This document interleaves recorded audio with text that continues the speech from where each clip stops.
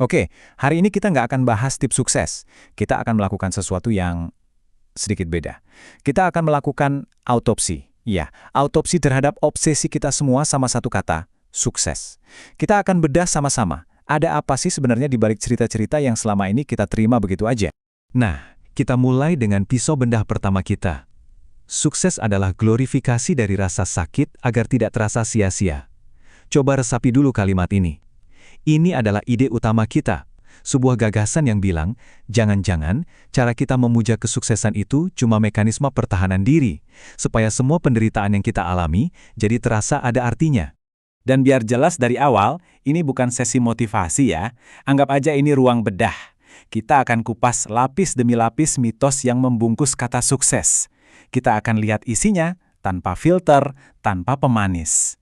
Mari kita mulai sayatan pertama kita. Kita akan bedah mitos yang paling populer, yaitu mitos panggung kemenangan. Mitos yang bilang kalau penderitaan itu adalah tiket masuk yang wajib dimiliki. Kita semua pasti udah hafal sama alur ceritanya, ada rasa sakit, terus ada momen kebangkitan, dan akhirnya sukses. Polanya selalu sama. Makin berdarah-darah perjalanannya, makin kita anggap keren. Penderitaan yang tadinya ya cuma penderitaan, entah kenapa diubah jadi sebuah legenda heroik. Tapi disinilah masalahnya. Cerita-cerita itu nggak salah, tapi sangat-sangat selektif.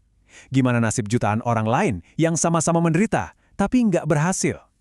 Penderitaan mereka nggak jadi legenda kan? Rasa sakit mereka ya tetap aja rasa sakit. Nggak ada musik heroik yang mengiringi.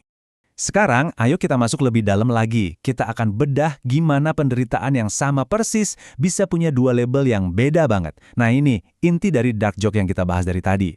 Secara psikologis, ini ada namanya, yaitu cognitive reframe. Gampangnya gini, otak kita itu benci banget sama penderitaan yang nggak ada gunanya. Jadi secara otomatis, kita membingkai ulang ceritanya. Begitu kesuksesan datang, semua rasa sakit di masa lalu tiba-tiba kita kasih label harga yang pantas dibayar. Sukses jadi semacam pembenaran yang datangnya belakangan. Di sini nih dark joke-nya kelihatan jelas banget. Coba lihat perbandingannya. Kalau ada hasil, ceritanya jadi legenda heroik. Kalau nggak ada hasil, ya cuma jadi nasi buruk. Perasaan kita pun berubah. Dari wah ini semua setimpal, jadi aduh ini semua sia-sia. Padahal penderitaannya sama persis loh. Jadi ini poin yang krusial banget. Kita harus berhenti menganggap semua penderitaan itu pasti ada hikmahnya. Itu mitos yang berbahaya. Kenyataannya, nggak semua rasa sakit itu ngebentuk kita. Sebagian ya cuma ngerusak. Nggak semua luka melahirkan kebijaksanaan. Sebagian lainnya cuma melahirkan trauma. Oke, sayatan berikutnya, mitos tentang rencana besar. Kita suka banget mikir kalau sukses itu hasil dari keputusan-keputusan strategis yang hebat. Padahal kenyataannya seringkali jauh lebih acak dan, ya, absurd. Kita lihat contoh sepet ya, Steve Jobs. Dia nggak punya rencana besar buat merevolusi tipografi di komputer.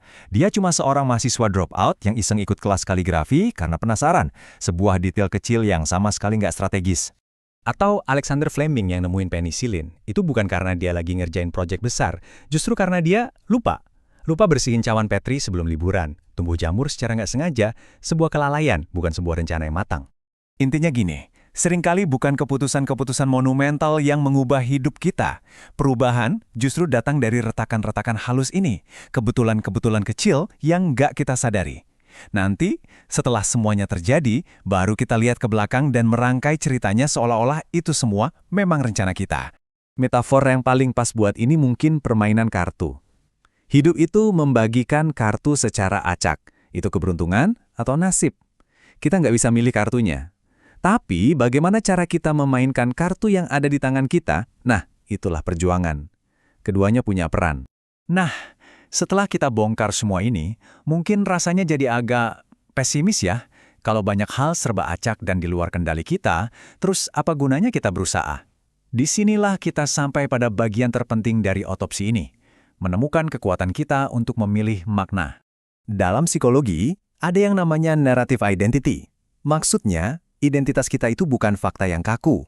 Identitas kita itu sebuah cerita yang terus kita tulis tentang diri kita sendiri. Sebuah narasi yang kita bangun biar kita bisa waras menghadapi realita yang sering kali terasa acak. Viktor Frankl, seorang yang selamat dari kamp konsentrasi, pernah bilang sesuatu yang kuat banget. Dia bilang, bahkan ketika semua hal eksternal dirampas dari kamu, kebebasan, harta, status, ada satu hal yang nggak akan pernah bisa direbut. Kebebasan terakhirmu untuk memilih gimana caramu merespons keadaan itu. Tapi biar nggak salah paham, memilih makna itu bukan berarti toxic positivity atau menyangkal rasa sakit. Bukan. Ini adalah tindakan yang aktif. Bayangin kita ini koki yang dikasih bahan mentah yang pahit, yaitu penderitaan. Lalu kita olah jadi sesuatu yang bisa ditelan, bukan malah meracuni kita dari dalam. Jadi, kita sampai di sebuah filosofi yang lebih dewasa dan lebih tangguh. Bukan lagi soal jaminan kesuksesan, tapi tentang bagaimana kita menjaga martabat di tengah permainan probabilitas. Jujur aja deh, kerja keras itu bukan jaminan. Ini bukan mesin penjual otomatis. Kita masukin koin usaha, terus keluar minuman sukses. Nggak gitu cara kerjanya. Kerja keras itu cuma memperbesar probabilitas. Itu aja. Coba pikirkan seperti ini. Kalau kita menanam satu benih, risikonya tinggi banget, bisa gagal total. Tapi kalau kita menanam 1000 benih, secara statistik, peluang kita buat panen jauh lebih besar kan? Walaupun beberapa benih mungkin gagal. Usaha kita itu adalah tentang menanam 1000 benih itu. Dan ini bagian terbaiknya. Bahkan kalau panggung kemenangan besar itu nggak pernah kita dapatkan, coba deh lihat apa yang kita peroleh di sepanjang perjalanan. Kapasitas kita jadi lebih besar, kita punya keterampilan baru, karakter kita lebih kuat, dan ketahanan mental kita terasah. Prosesnya itu sendiri adalah kemenangan. Pada akhirnya, kesimpulan dari autopsi ini justru membebaskan kita. Mungkin hidup ini bukan tentang memastikan kemenangan di luar sana. Mungkin ini tentang kemenangan di dalam diri, memilih untuk terus berjuang di tengah ketidakpastian.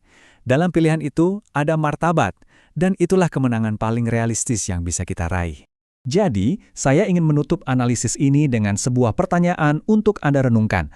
Kalau memang tidak ada jaminan hasil akhir, kalau panggung kemenangan itu hanyalah salah satu dari sekian banyak kemungkinan, kemenangan apa yang paling berarti dan paling realistis untuk Anda perjuangkan setiap harinya?